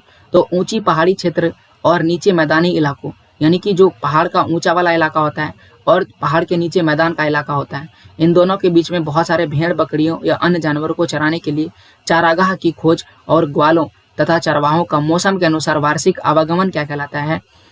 ऋतु प्रवास कहलाता है। सिंपल बात है कि जब मान लेते हैं कि बहुत ज्यादा ऐसा समझिए कि ठंड पड़ रहा है, तो ऊपर वाला जो पहाड़ का ऊपरी इलाका हो सकता है यहाँ बर्फ पड़ जाएगा, तो यहाँ पर घास की क्या हो जाएगी? कमी हो जाएगी। तो सभी जो भेड़ बकरी चराने वाले होंगे वो क्या करेंगे? ऊपर वाला इलाका छोड़ करके धरती पर ये मैदानी इलाका में आ जाएंगे। तो ये जो मैदानी इलाका में फिर यहाँ पर मान लेते हैं कि गर्मी आएगा, तो मैदानी इलाका वाला घास या फिर ऊपर का बर्फ जो है वो झड़ जाएगा। तो अब क्या करेंगे? वो मैदानी इलाका को छोड़ करके ऊपर जो है इलाका में चला जाएगा, क्योंकि वहां पर ज्यादा घास मिलेगा। तो इस प्रकार से स्थान को बदलना क्या कहलाता था? ऋतु प्रवास कहलाता था। अगला है दिनारियस। दिनारियस क्या है? दिनारियस रोम की एक चांदी का सिक्का होता था जो 4.5 ग्राम का विशुद्ध चांदी होता था, यानी कि पूरी तरह से चांदी होता था 4.5 ग्राम का। दशमलव होगा 4.5 ग्राम, ओके, 4.5 ग्राम का चांदी का सिक्का था। एक और चीज लिखा है सॉलिडस सिक्का। तो सॉलिडस सिक्का जो है कॉन्स्टेंटाइन ने चलाया था, जो 4.5 ग्राम का शुद्ध सोने का सिक्का था। तो ये पहले चांदी का सिक्का था और अब आ गया सोने का सिक्का। और सोने का सिक्का किसने चलाया था? सोने का सिक्का चलाया था कॉन्स्टेंटाइन ने। तो आप यहाँ पर उन सिक्कों को देख सकते हैं। तो इस प्रकार से वहां पर सोने और चांदी के सिक्के चले थे। तो यहाँ पर रोमन साम्राज्य से जुड़े बहुत ही महत्वपूर्ण पॉइंट को मैंने बता दिया। अब यहाँ पर ये मैप है और मैप में आप अलग अलग स्थान देख सकते हैं जो इसमें मौजूद है, जो पूरी तरह से हिंदी में लिखा हुआ है। ओके, आइए अब हम लोग एक यहाँ पर नील नदी आपको दिखा दिए जहाँ पर पेपायरस पाया जाता था। ठीक है, तो ये कुछ अवशेष हैं। अब कुछ फोटो और जो शब्द की मदद से वहां पर विभिन्न प्रकार की चीजों को समझते हैं। तो ये वो कुछ ऐसे हैं रोमन साम्राज्य के अवशेष मिले हुए हैं। कोरिंथ लिखा हुआ है, कोरिंथ के यूनानी नगर का भगवाना अवशेष। तो ये भवन के अवशेष है जो कहाँ है? कोरिंथ के यूनान नगर में मौजूद था। अगला है दाशमिक। दाशमिक जो है एक बहुत ही बड़ा मस्जिद है। इसे महान मस्जिद यानी कि ग्रेट म्यूजियम नहीं, मॉस्क्यू कहेंगे। ठीक है, जो बहुत ही बड़ा है, one of the largest and the oldest. तो ये लार्जेस्ट का मतलब सबसे बड़ा हो गया और ओल्डेस्ट का मतलब सबसे पुराना मॉस्क्यू, मॉस्क्यू का मतलब होता है मस्जिद। तो ये बहुत ही महान सबसे बड़ा मस्जिद है। अब इसका भी निर्माण 714 ईसा पूर्व में हुआ था। ठीक है, तो ये भी बहुत ही पुराना है। ये कहाँ पर है? डायमेकस में, जो कहाँ पर है? सीरिया में मौजूद है वर्तमान में। पेपायरस, पेपायरस आपको बता चुके हैं। पेपायरस क्या है? एक पौधे का नाम है जो नील नदी के किनारे पाया जाता था और इस पेपायरस के पत्तों पर लिखने का काम किया जाता था। ठीक है, याद रखिएगा। तो इस पत्ते में क्या करते थे? वहाँ के लोग लिखते थे। मिस्र के लोग, चूंकि नील नदी जो है मिस्र के आसपास है, तो वहाँ के लोग लिखते थे। न केवल वहाँ के लोग बल्कि पूरे रोमन साम्राज्य के लोग भी क्या करते थे? इन्हीं पत्तों पर लिखा करते थे और पत्तों पर हाथ से लिखते थे। तो इसे हम पांडुलिपि कहते हैं। याद रखिएगा, पांडुलिपि। जो चीज इतिहास में हाथों से लिखा जाता था उसे पांडुलिपि कहा जाता था। तो पेपायरस पर पांडुलिपि लिखी जाती थी। अब यह पेपायरस पत्र इसमें मौजूद है, इसलिए इस फोटो में यह दिखाया गया है। अगला एक और शब्द आता है बलात। तो बलात क्या होता है? तो बलात या बलात भर्ती, दोनों शब्द समझिए, दोनों का मतलब होता है बलात भर्ती वाली सेना वह होती है जिसमें कुछ वर्गों समूहों को वयस्क पुरुषों को क्या किया जाता है? सेना की सेवा करनी पड़ती है, वह भी अनिवार्य। अनिवार्य का मतलब आपको सेना बनना ही बनना पड़ेगा और इस प्रकार की भर्ती को हम बलात भर्ती कहते थे। तो ये कहाँ पर होता था? रोमन साम्राज्य में होता था। अगला है कि रोम में फोरम जूलियस। तो ये फोरम जूलियस क्या है? दुकान है। फोरम जूलियस की दुकान, जो क्या है? 51 ईसा पूर्व के बाद स्तंभों वाली इस चौक, चौक का मतलब यहाँ पियाजा लिखा गया है, को बनाया गया था। ठीक है, जो अभी पूरी तरह से क्या खत्म हो चुका है, कुछ इस प्रकार से दिख रहा है। यहाँ पर सम्राट त्राजन के विषय में लिखा गया। त्राजन आपको बता चुके थे, त्राजन राजा है कहाँ का? रोमन साम्राज्य का। तो त्राजन ने एक सपना देखा था, वो भी भारत की विजय की, यानी कि भारत को जीतने का। तो यहाँ पर वही लिखा है कि तत्पश्चात भयंकर भूकंप से पीड़ित एंटीओक में सर्दियों के बाद 1115 या 1116 के आसपास त्राजन जो है वो फरात नदी के रास्ते आगे बढ़ता हुआ, जैसा कि आप इस मैप में देख सकते हैं, यहाँ पर ये जो इलाका है यानी पार्थियन एम्पायर, यहाँ पर मेसोपोटामिया की सभ्यता थी और यहाँ पर ही दो नदियां बहती थी। एक का नाम था दजला और दूसरे का नाम था फरात। अच्छा, एक पहले वीडियो जो मैंने बनाया था तो उसमें दजला के जगह दलजा बोला जा रहा था, दो दजला होता है और हम बोल रहे थे दलजा। ठीक है, तो कुछ शब्द मिस्टेक भी हो जाते हैं। तो एक्चुअल में होता है दजला। ठीक है, दो जो लमकला दजला लिखा जाता है। ठीक है, याद रखिएगा। ओके, तो क्या बोल रहे थे कि दो दजला नदी है, जो फरात नदी है, यहाँ पर भी लिखा होगा दजला। ठीक है, और यहाँ पर फरात लिखा है, फरात है। दजला और फरात दो नदियां थी मेसोपोटामिया की सभ्यता में। तो इसी रास्ते से होते हुए वो आगे बढ़ रहे थे, यहाँ फारस की खाड़ी से होते हुए आगे बढ़ करके वो भारत जाने की सोच रहे थे, क्योंकि इधर ही अपना प्यारा भारत है। जैसा कि आप इस मैप में आप देख सकते हैं, यहाँ पर दजला और फरात नदियां होगी और इन नदियों से होते हुए ये फारस की खाड़ी अरब सागर में फिर यहाँ पर आ जाएंगे, कहाँ पर? भारत में। तो ये किसका सपना था? ये सपना था त्राजन का। ठीक है, तो त्राजन ने ये सपना देखा था। यहाँ पर वही लिखा हुआ है कि वो पहले क्या करेंगे? पार्थियन जाएंगे। पार्थियन कौन है? यही जो इलाका है, ये पार्थियन दिख रहा है आपको, पार्थियन एम्पायर। पार्थियन की राजधानी टेफुसून। तो पार्थियन की राजधानी टेफुसून कहाँ है? यहाँ पर है, टेफोडोन लिखा हुआ है। तो इसी इलाका में टेफिसोन है। ओके, टेफिसोन आगे वाला मैप में देख देते, क्या इसमें टेफिसोन कहीं लिखा है क्या? ओके, टेफिसोन इसमें कहीं नहीं लिखा। चलिए, तो इस पार्थियन की राजधानी से होते हुए वो टेफिसोन चला जाएगा और फिर वहां पर फारस की खाड़ी मैंने आपको दिखा दिया। ये जो इलाका आपको दिख रहा है, ये वाला है फारस की खाड़ी। ठीक है, यहाँ पर जो समुद्र है ना, इसे कहते हैं फारस की खाड़ी। तो फारस की खाड़ी से होते हुए वो कहाँ जाएंगे? फिर ये वहां पर पहुंच जाएंगे, कहाँ पर? भारत, और भारत पर कब्जा कर लेंगे। बट ये किसने लिखा है? ये लिखा है कैसियन डियो। ये कौन है? इतिहासकार है कैसियन डियो के अनुसार वहां पर भारत की ओर जाने वाले किसी वाणिज्यिक पोत को ललायत नजरों से देख रहा था, चाह रहा था कि काश वह सिकंदर जैसा जवान होता और वो वहां पर पहुंच जाता। तो ये केवल इनका स्वप्न यानी कि सपना था, वो वहां पर नहीं जा पाए थे। आइए आगे बढ़ते हैं। आगे लिखा है निकटवर्ती पूर्व। ये क्या होता है? ये बहुत इंपॉर्टेंट है। निकटवर्ती पूर्व क्या होता है? तो देखिए, ये वाला मैप में ऊपर जो है वो उत्तर दिशा है, नीचे वाला क्या है? दक्षिण दिशा है। दिशा हम लोग को पता होना चाहिए। ये दिशा कौन सा है? ये पूर्व दिशा है और ये कौन सा दिशा है? पश्चिम दिशा है। ओके, तो अब यहाँ पर लिखा है निकटवर्ती पूर्व। तो रोमन साम्राज्य के भूमध्य सागरीय क्षेत्र में रहने वाले लोगों के लिए, यानी कि जो भूमध्य सागर के आसपास रहने वाले लोग के लिए दृष्टि से निकटवर्ती पूर्व का मतलब होता है भूमध्य सागर के बिल्कुल पूर्व का इलाका। तो ये भूमध्य सागर, ये पूरा जो सागर आपको दिख रहा है, ये भूमध्य सागर है और भूमध्य सागर का ये वाला जो इलाका है, ये सबसे पूर्व इलाका है।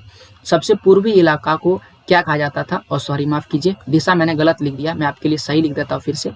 ये दिशा मेरा क्या होगा? पूर्व होगा। ओके, और ये दिशा क्या होगा, मेरा पश्चिम होगा, और ऊपर वाला दिशा क्या होगा, उत्तर होगा, और नीचे वाला क्या होगा, दक्षिण होगा। अब ये सही हो चुका है, तो ये पश्चिम है और ये पूर्व है, तो पूर्व दिशा ईस्ट और होगा, ओके ना। तो भूमध्य सागर के बिल्कुल पूर्व का इलाका, ये वाला इलाका जो था, जहाँ पर आपको अभी सीरिया, फिलिस्तीन मिल जाएगा, तो ये जो इलाका था, इन इलाकों को जो क्या बोलते थे, निकटवर्ती पूर्व कहते थे। फिर से आप समझ में आ गया, ऊपर उत्तर है, नीचे दक्षिण है, और इस और जो दिशा है वो कौन सी दिशा है, ये पूर्व दिशा है, और पूर्व दिशा में सीरिया मिलेगा, फिलिस्तीन मिलेगा, मेसोपोटामिया का प्रांत मिलेगा। तो इन क्षेत्रों को क्या कहा जाता था, इन क्षेत्रों को निकटवर्ती पूर्व कहा जाता था।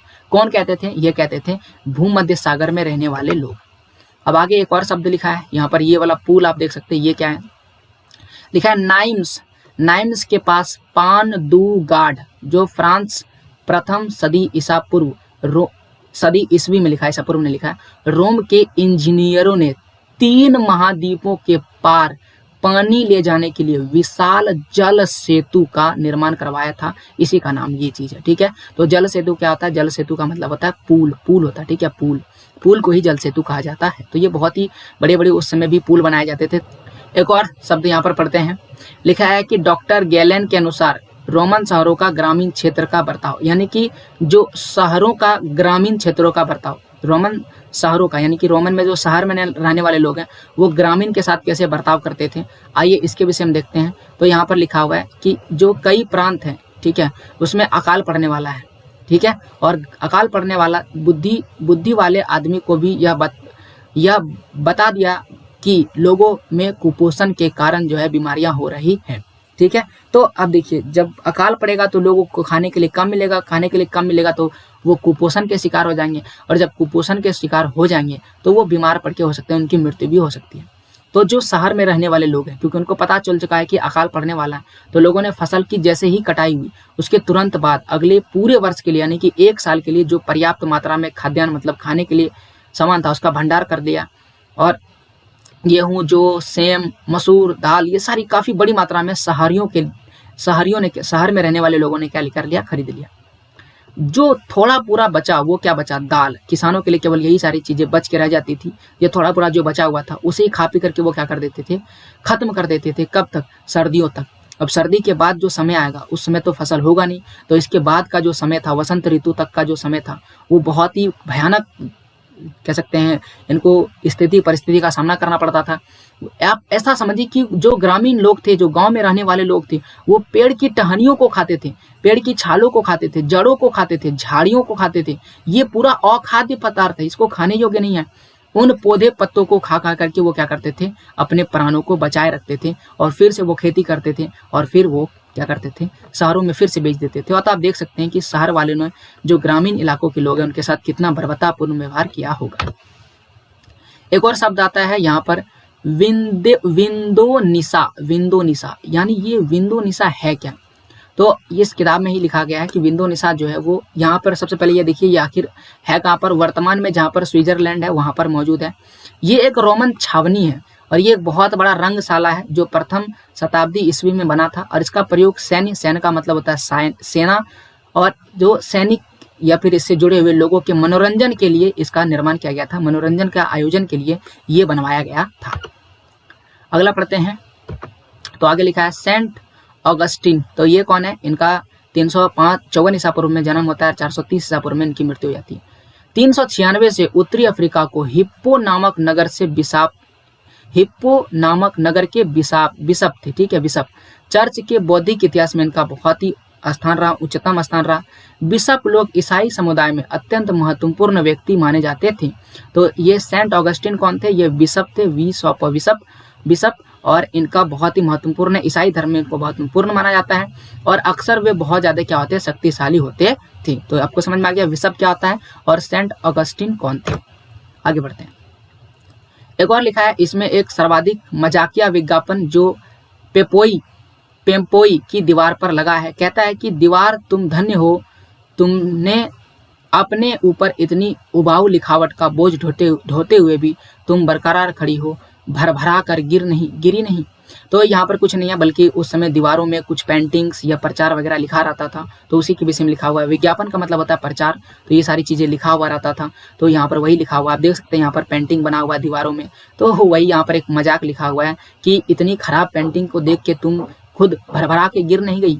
तो ये पेम्पोई कौन है? पेम्पोई देखिए एक मदिरा व्यापारी का भोजन कक्ष होता है, तो याद रखिएगा ये जो पोम्पोई लिखा है, पोम्पोई, ठीक है, ये कौन है? मदिरा। मदिरा का मतलब दारू वगैरह ये सारा चीज होता है, जो कह सकते हैं पीना निषेध होता है, धूम्रपान होता है। तो ये क्या होता है? ये एक व्यापारी का कक्ष होता है, मदिरा बेचने वाले व्यापारी का कक्ष होता है, जिनमें जो है दीवारों पर मिथुक पशु बनाए गए होते हैं। मिथुक का मतलब क्या होता है? ऐसे ही मनचाहा पशु वगैरह जो भी चीज इसमें बनाने का होगा, पेंटिंग वगैरह बनाया गया होगा। आगे देखते हैं एडेसा, या एडेसा में पच्चीकारी। पच्चीकारी तो ये क्या होता है? ये 2री शताब्दी ईस्वी में बना। सीरिया के इस अभिलेख से पता चलता है कि यहाँ जो लोग दिखाए गए हैं वो राजा एक मिनट, यहाँ क्या लिखा हुआ है? राजा अकबर की पत्नी तथा परिवार के सदस्य हैं। तो ये एडेस की पच्चीकारी से पता चलता है जो ये कौन है? राजा और राजा के पत्नी या तो परिवार के सदस्य हैं। तो यहाँ पर हो सकता है ये राजा है और ये उनके परिवार सदस्य गण होंगे और उनकी पत्नी होगी इस फोटो में। आगे बढ़ते हैं। अच्छा, एक और चीज आपको, एम्फोरा तो बता ही दिए, एम्फोरा यहाँ पर लिखा है फ्रांस के दक्षिणी तट के पास पोत भंग, यहाँ पर लिख देते हैं पोत भंग 1ली शताब्दी ईस्वी में। ये एम्फोरा इतालवी है जिन पर फोंडी झील के निकट के उत्पादक मुहर लगी हुई है। कौन सा? फोंडी झील के निकट के मुहर लगा हुआ है, यानी कि वहां से ही इस एम्फोरा को लाया जाता होगा। और आपको बता चुके हैं एम्फोरा क्यों लाया जाता था। एम्फोरा जो है वो मदिरा यानी दारू वगैरह या फिर तरल पदार्थों को एक स्थान से दूसरे स्थान पर ले जाने के लिए, या जैतून के तेल को एक स्थान से दूसरे स्थान पर ले जाने के लिए इसका प्रयोग किया जाता था। ऋतु प्रवास आपको बता चुके हैं, यहाँ पर वही ऋतु प्रवास लिखा हुआ है। अब आइए दासों के प्रति व्यवहार। दासों के प्रति व्यवहार कैसा था? बिल्कुल खराब था। दासों के प्रति क्रूरतापूर्ण व्यवहार किया जाता था। कहानी में एक शासक का नाम लिखा है, शासक का नाम लिखा है ल्यूसियस पेनेडियस सेकेंड। तो मैं यहाँ पर आपके लिए बड़ा सा लिख देता हूँ, ल्यूसियस लिखा हुआ, ल्यूसियस, और दूसरा जो शब्द लिखा है पेडेनियस, और ये सेकेंड है। सेकेंड का मतलब होता है द्वितीय, ठीक है, सेकेंडस, ठीक है, सेकेंडस लिखा तो सेकेंडस लिख देते, चलिए सेकेंडस, ठीक है। बस जैसा कि मैंने आपको बता चुका है, एक बहुत ही लंबा टाइम पीरियड है, तो राजा जो है बहुत आए होंगे और बहुत सारे राजा चले गए होंगे। तो ये क्या करते हैं, एक दास है और इनका हत्या कर देता है। जैसा कि मैंने आपको बता दिया कि दास के साथ बहुत ही क्रूरतापूर्ण व्यवहार किया जाता था, उनके साथ बहुत ही अच्छा से व्यवहार नहीं किया जाता था। तो आप देख सकते हैं कि दास जो है हो सकता है गुस्सा में आ गया होगा और उन्होंने इसका क्या कर दिया, कत्ल कर दिया। अब वहां पर एक बहुत ही खराब रिवाज था। इस पुराने रिवाज के अनुसार ये था कि अगर दास किसी का कत्ल कर देता है तो एक छत के नीचे, यानी कि जहां पर कत्ल हुआ है उस छत के नीचे जितने भी दास होंगे, यानी उस मकान में जितने भी दास होंगे, प्रत्येक को क्या कर दिया जाएगा, फांसी दे दिया जाएगा कि इसी एक ने कत्ल किया, लेकिन सबको फांसी दे दिया जाएगा, चाहे वो दोषी हो या निर्दोषी हो। तो आप देख सकते हैं कितना भी खराब व्यवस्था है। सेनेट भी इसके पक्ष में था और ये उस कहानी से पता चलता है। ओके, दास प्रजनन गुलामों की संख्या बढ़ाने की एक ऐसी प्रथा थी जिसके अंतर्गत दासियों और उनके साथ मर्दों को अधिकाधिक बच्चे पैदा करने के लिए प्रोत्साहित किया जाता था और उनके बच्चे को आगे चलकर दास ही बनाते थे। तो ये मन में कभी कभी मेरे मन में भी सवाल आता था कि जब मैं आपके कक्षा में था, यानी कि जब आपकी उम्र का था, तब मैं किताबें पढ़ता था, तो मेरे मन में यह सवाल आता था कि अब अगर दास जो है वो दास के साथ इतना खराब व्यवहार हो रहा है तो वो अपने बच्चे को जन्म ही क्यों दे रहा है। वो अपने बच्चे को जन्म नहीं देता, इससे क्या होता है कि उसके आने वाली पीढ़ी दास नहीं बनता। लेकिन यहाँ पर तो अलग ही व्यवस्था था, वहां पर दास को बच्चे जन्म करने के लिए प्रोत्साहित किया जाता था। उनको दासियों को और दासों को एक साथ रखा जाता था ताकि वो बच्चे को क्या करे, जन्म दे। अब वो बच्चे को जन्म देते थे, लेकिन ये आगे चलकर वो बच्चे भी क्या बन जाते थे, दास बन जाते थे। यानी कि ऐसा नहीं था कि वो दास बहुत ज्यादा खराब व्यवस्था है तो वो बच्चे को जन्म नहीं दे सकेंगे, उनको बच्चे को भी जन्म देना पड़ता था और वो बच्चे भी आगे चल के क्या करते थे, दास ही बनते थे। आगे है सामने के पृष्ठ पर आरंभिक 3री शताब्दी ईस्वी चर्चल अल्जीरिया की पच्ची करी। यहाँ पर कृषि के दृश्य, ऊपर बीज बोना, हल चलाना। ये पच्ची करी क्या होता है आपको ये बताते हैं। देखो ये क्या होता है कि आप ऐसा सोचिए कि छोटा छोटा मार्बल का टुकड़ा है, ठीक है, मार्बल का छोटा छोटा टुकड़ा है, वो टूट चुका है। अब उस छोटे छोटे टुकड़े से चिपका करके उससे कोई डिजाइन बनाना, तो उसे क्या कहते हैं, पच्चीकरण कहते हैं। और मैं देवघर में रहता हूँ ना, देवघर में एक जगह है, ठीक है, उसका नाम है क्या कहते हैं यार, नंदन पहाड़। ओके, नंदन पहाड़, ठीक है, नंदन पहाड़। तो नंदन पहाड़ के बगल में ही एक छोटा सा और पहाड़ है, और उसे वो जो पहाड़ है ना वहाँ पर इसी पच्ची करी का डिजाइन बना हुआ है। ठीक है, तो अगर आप रंजीत सर का ब्लॉग फॉलो करते हैं तो वहाँ पर आपको ये जरूर दिखा होगा कि अगर आप वो वाला सर दिखाए होंगे, नंदन पहाड़ के बगल में जो पहाड़ है उस पहाड़ का नाम है तारामंडल। तो उस ब्लॉग में रंजीत सर का एक ब्लॉग था नंदन पहाड़ वाला, तो उसमें दिखाया होगा। ये फिर आप भी कहीं आसपास में देखे होंगे। तो सिंपल क्या है, छोटे छोटे पत्थर है और छोटे छोटे पत्थर को चिपका करके एक कोई डिजाइन निकाल दिया गया, तो उस डिजाइन को क्या कहते हैं, पच्चीकरण कहते हैं। तो ये एक तरह का पच्चीकरण ही है। तो यहाँ पर वही पच्चीकरण से डिजाइन बना हुआ है। आप ऊपर देख सकते हैं किसान क्या कर रहा है, हल चला रहा है, नीचे किसान जो है बीज बो रहे हैं और यहाँ पर फसल काट रहे हैं। और ये कौन सा फसल है, ये अंगूर के बगान है। आगे बढ़ते हैं। आगे एक शब्द लिखा है फ्रैंकिनसेंस। फ्रैंकिनसेंस। तो ये एक यूरोपीय नाम जो वास्तव में सुगंधित राल है। सुगंधित क्या है, राल है। और इसका प्रयोग धूप, अगरबत्ती और इत्र बनाने के लिए किया जाता था। तो यहाँ पर आप देख सकते हैं ये है वो क्या लिखा है, फ्रैंकिनसेंस। और इसे क्या बनता था, सुगंधित राल बनता था। और इसे धूप, अगरबत्ती और इत्र का मतलब होता है सेंट वगैरह बनाने में किया जाता था। इसे बोसवेलिया के पेड़ से प्राप्त किया जाता था। यहाँ पर बोसवेलिया का पेड़ है। इस पेड़ के तने में बड़ा छेद करके इसके रस को बाहर निकाल दिया जाता था और इस रस सूखने पर राल प्राप्त किया जाता था। यहाँ देख सकते हैं राल लिखा हुआ है। तो रस जब सूख गया तो उससे प्राप्त हुआ राल। और फ्रैंकिनसेंस सबसे उत्कृष्ट किस्म की राल जो अरब प्रायद्वीप से आती थी। ये सबसे बढ़िया किस्म का राल था जो कहाँ से आता था, अरब प्रायद्वीप से आता था। और ये किस पेड़ से बनता है, तो याद रखिएगा बोसवेलिया के पेड़ से बनता है। ओके, तो ये भी आपको समझ में आ गया होगा। आइए बढ़ते हैं। यहाँ पर एक विद्रोह का फोटो दिखाया गया। कहता है कि यह विद्रोह जुडेया में रोम शासन के विरुद्ध हुआ था, जिससे रोम वासियों ने यहूदी विद्रोह कहे जाने वाली लड़ाई में क्रूरतापूर्ण रूप से क्या कर दिया, दबा दिया। यानी कि ये जो जुडेया में हुआ था, जो रोमन साम्राज्य का ही एक युद्ध था, इस युद्ध को हम यहूदी युद्ध कहते हैं। और इसको बहुत ही क्रूरतापूर्ण यानी कि जितना खराब व्यवस्था से दबाया जा सके, मार पीट करके उन सब से क्या कर दिया गया, उसको खराब मतलब कि बर्बाद कर दिया गया। अब आइए एक और शब्द पर गौर करते हैं और वह है अश्वरोही। तो ये क्या है, आइए इसको अब समझाते हैं। अश्वरोही को इंग्लिश में इक्वाइट्स कहा जाता है, इक्वाइट्स। ठीक है, तो पहले ये आप समझिए। अश्व का मतलब होता है घोड़ा। अश्व का क्या मतलब होता है, घोड़ा। तो अश्वरोही का मतलब होगा घोड़ा चलाने वाला। यानी ये एक तरह से घुड़सैन था। घुड़सैन का मतलब घोड़ा चलाने वाला सेना था। लेकिन ये क्या कार्य हमेशा घोड़ा चलाने का करता था, तो ये नहीं है। तो मैंने पहले भी आपको बोला, ये थोड़ा सा क्लियर कर लीजिएगा। अश्वरोही तो घुड़सैन था, लेकिन ये औपचारिक काम क्या करते थे, तो ये जो है ना मुख्य रूप से व्यापारिक क्रियाकलापों में संलग्न रहते थे। यानी ये व्यापारिक कार्य करते थे, व्यापार से जुड़ा हुआ काम करते थे, याद रखिएगा। ठीक है, तो आइए इसके विषय में थोड़ी विस्तार से समझते हैं। तो कहता है कि अश्वरोही यानी कि इक्वाइट्स या नाइट वर्ग। ठीक है, अश्वरोही को ही इक्वाइट्स या फिर हम नाइट वर्ग कहते हैं। तो इनकी परंपरा रूप से दूसरे सबसे अधिक शक्तिशाली और धनवान समूह था। ठीक है, यानी कि वहां पर जो सबसे ज्यादा शक्तिशाली और धनवान दूसरे नंबर पर कौन था, यही था अश्वरोही। मूल रूप से वे ऐसे परिवार थे जिनकी संपत्ति उन्हें घुड़सैन में भर्ती होने की औपचारिक योग्यता प्रदान करती थी। यानी इनके पास इतनी संपत्ति थी कि इस संपत्ति के बल पर ही इनके पास एक अलग पावर आ जाता था, एक अलग योग्यता आता था, जिसके चलते हुए घुड़सैन में भर्ती हो सकते थे। यानी वहां पर इस योग्यता पर नहीं कि आपको कह सकते हैं कि आप ऐसा नहीं कि जैसे हम लोग कोई नौकरी लेना चाहते हैं, क्या होता है कि हमारी परीक्षा होती है और हम परीक्षा में पास होते हैं, यानी एग्जाम होता है, तो हम क्या होता है वो नौकरी ले लेते हैं। लेकिन वहां पर ऐसा सिस्टम नहीं था। यानी कि आपके पास संपत्ति है तो आप उसके लायक हो चुके हैं कि नहीं, आपके पास इतना संपत्ति है, तो इस संपत्ति के कारण ही वो घुड़सैन में भर्ती हो सकते थे। इसीलिए उन्हें क्या कहता था, इक्वेट्स कहा जाता था, यानी घुड़ अश्वरोही कहा जाता था। सेनेटर की तरह अधिकतर नाइट जमींदार होते थे। अधिकतर नाइट क्या होते, जमींदार होते थे, वे जमींदार होते थे।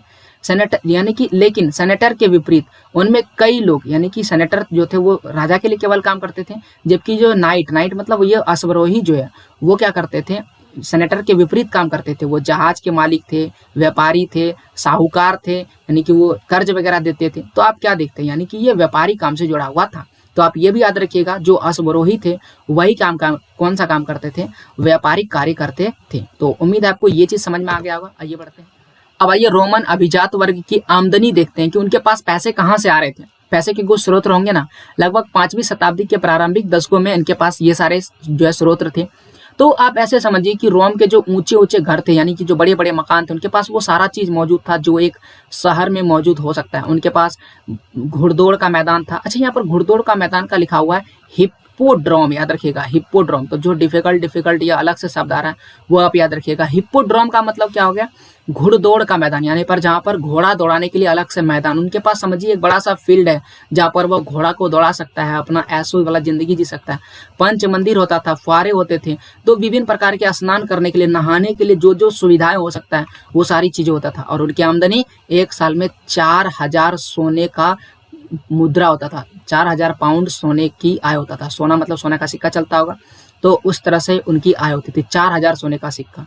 ये 4000 सोने का सिक्का तो ये केवल आमदनी है। इसके अलावा इनके पास क्या है, अनाज है खाने के लिए, उस समय शराब वगैरह पिया जाता था तो शराब था इनके पास पीने के लिए, और बाकी अन्य सारा जो भी खाने पीने की चीज है उसको हटा दीजिए।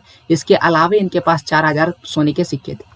अब जो छोटे मोटे परिवार थे उनके पास कितने थे, या तो 1000 होंगे या तो 1500 होंगे, ठीक है, उससे कम था। यानी कि जो अभिजात वर्ग था उनके पास 4000 था, और उससे कम जो लोग थे, उनसे लो क्लास के लोग थे, उनके पास 1000 या 1500 सोने के सिक्के थे।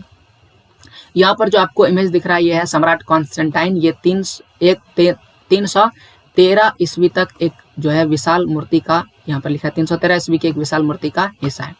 तो 313 ईस्वी में जो मूर्ति बना था उसी मूर्ति का एक हिस्सा है। यहाँ पर ये वाला जो मूर्ति आपको दिख रहा है इसी मूर्ति का एक हिस्सा है, ठीक है। तो पुराने समय में हो सकता है बहुत सारी मूर्तियां टूट फूट गई, तो उनमें से कुछ हिस्सा यहाँ पर पड़ा हुआ है। आगे है एकास्मक। एकास्मक का क्या अर्थ होता है, तो कहता है कि इसका तात्पर्य होता है एक बड़ी चट्टान का टुकड़ा, परंतु इसका प्रयोग यहाँ पर मानव इकाइयों के लिए किया जाता है। एकास्मक का मतलब होता है पत्थर का टुकड़ा, वैसे तो होता है पत्थर का टुकड़ा, लेकिन यहाँ पर किसके लिए प्रयोग किया गया, मानव के लिए प्रयोग किया गया। जब क्या होता है समाज अथवा संस्कृति एकास्म हो जाए तो उसका अर्थ होता है कि उसमें विविधता की क्या हो चुकी है, कमी हो चुकी है, और उसमें आंतरिक एकरूपता है। यानी कि समाज में जब एक ही तरह के लोग, एक ही रंग रूप तो नहीं कह सकते, एक ही संस्कृति को पालन करने वाले लोग होते हैं, तो उसे हम क्या कहते हैं, एकास्म कहते हैं, ठीक है। और इससे क्या पता चलता है कि समाज में एकरूपता आ रही है और अनेकता क्या हो रही है, खत्म हो रही है। आगे लिखा है ईसाईकरण। ईसाईकरण आपको बता चुके हैं कि कुछ राजा ऐसे आए जिन्होंने ईसाई धर्म का प्रचार किया, प्रसार किया, और वो मानते थे कि भिन्न भिन्न जो धर्म है, यानी कि ईसाई धर्म भिन्न भिन्न जन समूहों के बीच फैलाया गया और वहाँ के प्रमुख धर्म को क्या बना दिया, ईसाई धर्म बना दिया गया। तो इसी पूरी प्रक्रिया को हम कहते हैं ईसाईकरण, ठीक है। ईसाईकरण का मतलब पूरे क्षेत्र को ही ईसाई धर्म में तब्दील कर दो, बाकी सारे धर्म को खत्म कर दो। ये क्या है, तो ये 79 ईसा पूर्व में बना कोलेसियम, जहां पर तलवारियों यानी कि तलवार चलाने वाले योद्धा जो होते हैं या फिर जंगली जानवर जो होते हैं उनके बीच में मुकाबला होता था, और यहाँ एक साथ 60,000 दर्शक बैठ सकते थे। तो ये आप ये समझिए एक तरह का स्टेडियम है, जहाँ पर जैसे क्रिकेट का खेल होता है तो उसके लिए स्टेडियम बनाया जाता होगा, तो वैसे यहाँ पर एक तरह से आप समझ लीजिए स्टेडियम है जिसमें 60,000 लोग बैठ सकते थे, जिसे कब बना था 79 ईसा पूर्व में। क्या नाम है इसका, कोलेसियम। मैं यहाँ बड़े अक्षरों में लिख देता हूँ, यहाँ पर कोले लिखना है, ओके। पहले मिटा देता हूँ, कलर चेंज करता था ताकि आपको दिखाई दे, तो ब्लैक कलर से लिख देते हैं ये। तो हम लिखेंगे यहाँ पर कोलोसियम, ठीक है। ये कोलोसियम है जहाँ पर क्या हो रहा है, तलवारबाजी वगैरह हो रहा है, और इसमें बहुत सारे लोग बैठ सकते थे। कितने लोग बैठ सकते थे, 60,000 लोग। आइए, तो ये रोमन साम्राज्य का क्षेत्र था जहाँ आपको बता चुके थे। और आइए बढ़ते हैं आगे। लिखा है कि यहाँ पर एक लिखा है रवेने की पच्चीकारी आपको बता चुके हैं, चिपकाने वाला, जो 527 ईसा पूर्व में बना था। इसमें सम्राट जस्टिनियन को दिखाया गया। तो ये है सम्राट जस्टिनियन, जो पच्चीकरी चित्र की मदद से दिखाया गया है। अब जो लास्ट में बचता है वो है डेट वगैरह। तो आइए डेट और इम्पोर्टेंट शासक वगैरह को देख लेते हैं। तो शासक कौन है, ऑगस्टस प्रथम, रोम का साम्राज्य 27 ईसा पूर्व से 14 ईसा पूर्व तक रहा। फिर 14 ईसा पूर्व से लेकर के 37 ईसा पूर्व तक रहा टिबेरियस, फिर त्राजन, फिर हेनरियन, फिर सेप्टिमियस सेवेरियस, और इसके बाद यहाँ पर अलग अलग शासक लिखा हुआ है, ओके। तो यहाँ पर बहुत सारे शासक आए, शासक के विषय में पूरा यहाँ पर डिटेल में लिखा हुआ है, उन्होंने कौन से काम किए ये भी आपको लिखा हुआ है। जैसे कि हम बात करें ऑस्टेनियस की बात करें तो इन्होंने पैगंबर मोहम्मद इस समय में जो है ये 490 से लेकर के 518 तक रहा। तो 570 के आसपास क्या हुआ था, पैगंबर मोहम्मद का जन्म हुआ था, ठीक है। ये ईस्वी में चल रहा है। ये कौन सा समय में चल रहा है, ईस्वी में चल रहा है। तो इसी समय में जो टाइम पीरियड में इसमें जो चीजें हुआ वो यहाँ पर लिखा हुआ है, ओके, तो ये आप एक बार पढ़ लीजिएगा और इसके विषय में जरूर देखिएगा, क्योंकि आपको बता चुके हैं जैसे कि 27 ईसा पूर्व से 14 ईसा पूर्व में, 27 ईसा पूर्व में ऑक्टेवियन ने क्या बोला, खुद को प्रिंसेट कहा था, और ऑक्टेवियन ही कौन था, ऑगस्टस था, याद रखिएगा, और प्रथम रोम का क्या था, सम्राट था। तो ये छोटी छोटी चीजें हैं और इसी को आगे चल के ऑगस्टस कहा जाने लगा। तो ये सारी चीजें सभी राजा के विषय में लिखा हुआ है। आप इसका एक स्क्रीनशॉट ले लीजिए और इसको क्या कर सकते हैं, पढ़ सकते हैं आसानी से। तो ये है शासक और ये घटनाएं, पहला पेज, ये है दूसरा पेज, ये है शासक और ये है हमारा क्या कह सकते हैं, ये शासक है और ये उनके प्रमुख कार्य। पेज नंबर 2 स्क्रीनशॉट ले सकते हैं। एंड दिस वन थर्ड में क्या है, ये वाला शासक है और ये उनके कुछ प्रमुख कार्य हैं, इसका भी स्क्रीनशॉट ले लीजिए। अब पूरे वीडियो को देखने के लिए थैंक यू। कैसे हैं आप सभी, और उम्मीद है आपको पूरा वीडियो बेहतर समझ में आएगा। और फिर मैं आपको एक बार बोलूँगा कि अभी क्लासेस डाउट को सब्सक्राइब कीजिए, क्योंकि जब आपका सब्जेक्टिव जो है सवाल जवाब की परीक्षाएं होगी तो इसमें हम एक एक क्वेश्चन को विस्तार से बताएंगे। और ऐसा नहीं कि इस चैनल पर अपलोड नहीं करेंगे, इस चैनल पर भी अपलोड करेंगे, लेकिन एक क्वेश्चन पर ज़्यादा फोकस करके, जिसमें 3 से 4 मिनट या 5 मिनट का मैं समझ लूँगा। तो अगर आप एक क्वेश्चन को पूरे डिटेल में समझना चाहते हैं तो उसके लिए सब्सक्राइब कीजिए अभी क्लासेस डाउट को, और अभी क्लासेस ऑब्जेक्टिव को भी सब्सक्राइब कर लीजिएगा, क्योंकि ये मेरा सेकेंडरी चैनल है जहाँ पर मैं कोशिश करता हूँ ऑब्जेक्टिव डालने का। हालांकि आप ज़्यादा नहीं ढूंढे, इसलिए मैं इसी चैनल पर फिलहाल आपके लिए ऑब्जेक्टिव डालूंगा। तो प्लीज़ मुझे सपोर्ट कीजिए, आप इन चैनल को सब्सक्राइब कीजिए, मेरे इस चैनल को भी सब्सक्राइब कीजिए और अपने दोस्तों के साथ भी शेयर कीजिए। तो कैसा लगा आपको मेरा यह वीडियो, जरूर बताइएगा। पूरा वीडियो देखने के लिए थैंक यू।